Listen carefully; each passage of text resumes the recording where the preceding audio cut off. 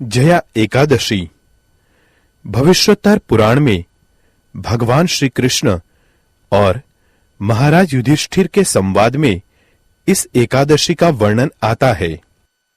युधिष्ठिर महाराज ने पूछा, हे जनार्दन, माघ मास के शुक्ल पक्ष की एकादशी का क्या संबोधन है?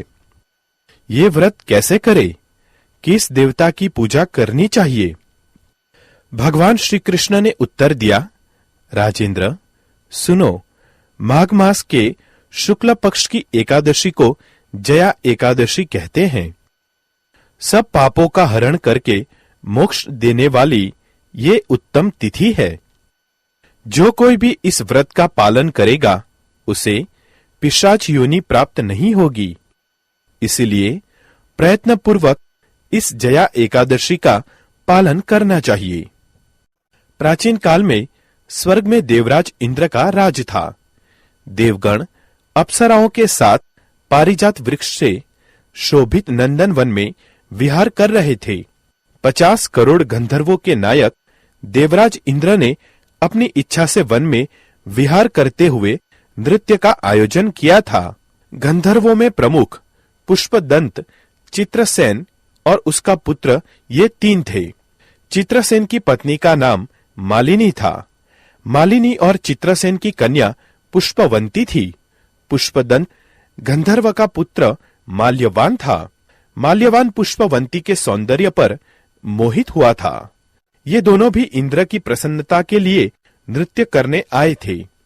ये दोनों भी अन्य अप्सराओं के साथ आनंद में गायन कर रहे थे, किंतु एक दूसरे पर अनुराग दृष्टि के कारण वे मोहित हो गए और उनका मन विचलित हो गया। इससे वे शुद्ध गायन नहीं कर सके।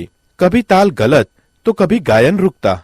इस बात से क्रोधित और अपमानित होकर इंद्र ने श्राप दिया, आप दोनों पतित है, मूर्ख है, तुम्हारा धिक्कार है। मेरी आज्ञा भंग करने के फलस्वरूप आप पति पत्नी के रूप में पिशाच योनि में जन्म लेंगे। इंद्र से ऐसा श्राप मिलते ही दोनों बहुत दुखी हुए। हिमालय में जाकर पिशाच योनि को प्राप्त होकर भयंकर दुख भोगते रहे। शारीरिक पातक से प्राप्त हुई इस योनि से पीड़ित वे पर्वत की गुफा में भ्रमण कर रहे थे। एक दिन पिशाच पति ने अपनी पत्नी को पूछा, हमने ऐसा कौन सा पाप किया है जिसके लिए हमें ये योनि मिली?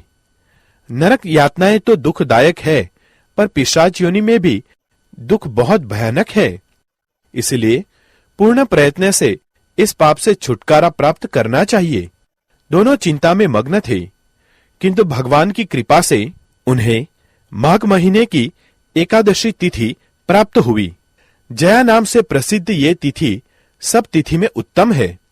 इस तिथि को उन्होंने अन्न ग्रहण नहीं किया, जल ग्रहण नहीं किया, किसी जीव की हत्या भी नहीं की और कोई फल भी नहीं खाया। दुख से व्याकुल सूर्यास्त तक वे बरगद के वृक्ष के नीचे बैठे रहे। भयानक रात उनके सामने उपस्थित हुई, पर उन्हें निद्रा तक नहीं आई। कौन से भी प्रकार का सुख और काम सुख भी उन्होंने नहीं भोगा। रात्रि समाप्त होकर सूर्योदय हुआ। द्वादशी का दिन निकला। उनसे जया एकादशी के व्रत का पालन हुआ था। उन्होंने रात भर जागरण किया था। व्रत के प्रभाव से और भगवान विष्णु की शक्ति के कारण दोनों इस योनि से मुक्त होकर अपने पूर्व रूप को प्राप्त हुए। उनके हृदय में फिर से पहले का अनुराग उत्पन्न हुआ। अलंकार से शोभित होकर विमान में विराजमान होकर स्वर्गलोक में गए।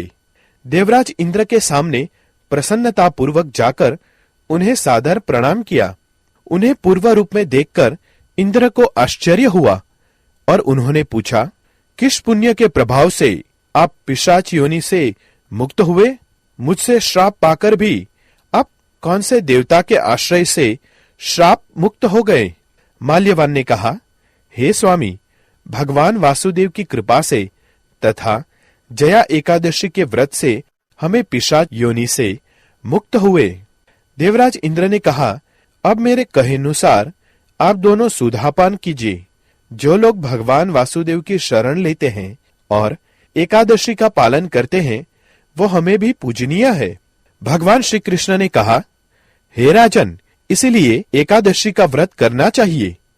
हे नृप श्रेष्ठ, जया एकादशी ब्रह्म हत्या के पातक से भी मुक्त करती है।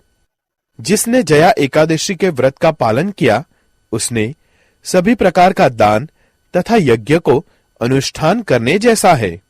इसकी महिमा पढ़ने अथवा सुनने से अग्निष्टोम यज्ञ का फल प्राप्त होता है।